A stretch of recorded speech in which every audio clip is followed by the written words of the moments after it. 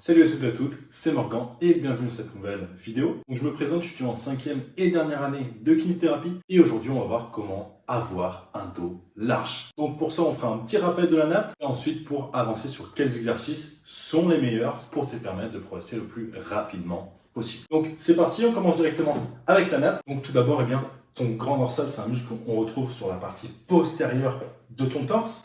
Il s'attache au niveau de ta crête iliaque, également de tes vertèbres lombaires et thoraciques, pour se terminer au niveau de ton numérus, donc l'os de ton bras. Il permet donc des mouvements d'extension, d'adduction et de rotation interne, donc ce mouvement-là. Donc ces actions sont importantes à retenir puisqu'on verra leur utilité dans les exercices par la suite. Donc retiens-les bien, note-les et maintenant on va passer du coup aux exercices à faire pour permettre une meilleure stimulation de ton grand dorsal et donc avoir un dos le plus large possible. Donc les deux choses à savoir pour stimuler beaucoup plus son grand dorsal, c'est tout d'abord travailler dans l'axe des fibres. Donc là, l'axe des fibres, elles sont plutôt obliques en haut et en dehors. Donc c'est un point à retenir par la suite. Le deuxième, c'est que les exercices à très forte tension d'étirement sont meilleurs que les exercices à très forte tension de contraction. C'est-à-dire que tu vas plus progresser en faisant des exercices à très forte tension d'étirement que des exercices à très forte tension de contraction. Mais donc, tu dois sûrement te demander comment savoir définir un exercice qui est à très forte tension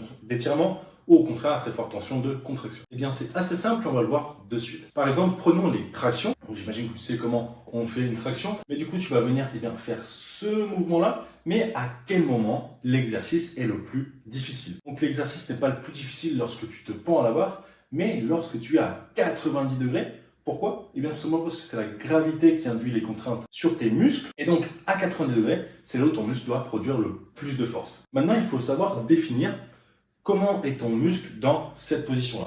Donc on a vu tout à l'heure que ton grand dorsal permettait les mouvements d'extension, d'adduction et de rotation interne. Donc dans cette position-là, penses-tu qu'il est plutôt contracté ou au contraire étiré? Ton grand dorsal, dans cette position-là, il est plutôt étiré. Ce qui fait que les tractions sont un exercice à très forte tension d'étirement, notamment parce que il est le plus étiré possible, tu ne peux pas aller chercher plus loin, tandis que la contraction est à l'opposé. Donc les tractions sont vraiment peut-être l'exercice à plus forte tension d'étirement sur ton grand dorsal, et donc c'est un exercice à avoir dans ces séances, dans ces programmations de séances. Maintenant, du coup, on a vu un exercice à très forte tension d'étirement, il nous en faut un à très forte tension de contraction. Pour cela, il faut un exercice qui va en extension, adduction et rotation interne. Alors, ça peut être compliqué d'avoir un exercice qui réunit les trois, donc on va plutôt se pencher sur deux des trois qui sont l'extension et l'adduction. Et là, peut-être que tu commences à avoir 2-3 idées d'exercice. L'exercice qui a très forte tension de contraction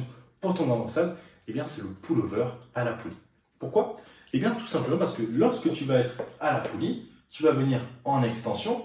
Et si tu le fais de manière unilatérale, avec par exemple une poulie ici, et que tu te mets à 45 degrés par rapport à cette poulie, tu vas faire de l'extension et de l'adduction.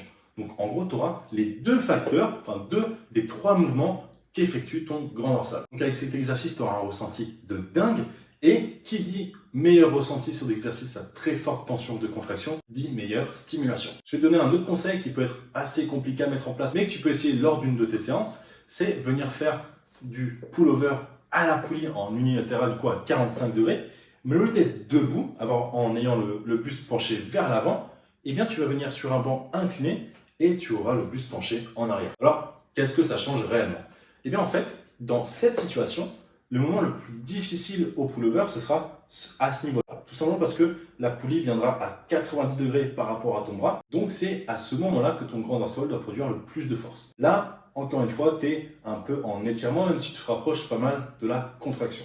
Mais en venant te pencher en arrière, donc je ne vais pas bouger mon bras, tu vas voir qu'on passe d'une situation où tu es plutôt en étirement à une situation où tu es plutôt en contraction où ton bras est plutôt collé au corps et donc où tu es plus proche de la course interne, donc où ton muscle est le plus raccourci possible, et donc en te penchant en arrière et en faisant du pullover, tu seras sur un exercice à très forte tension de contraction. Autant dire qu'un mix entre cet exercice-là et les tractions te permettra d'avoir un dos le plus large possible en ayant une fourchette de travail allant de l'étirement total à la contraction maximale. Donc en théorie, tu n'aurais besoin que de ces deux exos pour faire une séance consacrée à ton grand dorsal. Bien évidemment, le dos comporte beaucoup plus de muscles et donc tu ne peux pas faire une séance avec uniquement 2 exercices. Par exemple, si tu souhaites travailler tes trapèzes, tu devras en intégrer d'autres. Mais si tu souhaites notamment prendre de la largeur au niveau du dos, eh bien c'est vraiment les 2 exercices phares à effectuer. Donc voilà tout pour cette vidéo, en espérant que celle-ci t'aura permis d'apprendre 2-3 choses sur comment avoir un dos plus large. Sache que si tu es motivé et prêt à progresser, j'ai une très bonne offre pour toi. J'ai mis du temps de côté sur mon planning pour discuter avec toi de tes objectifs. Durant ce rendez-vous totalement gratuit, on pourra analyser ta situation et identifier les choses qui te freinent dans ta progression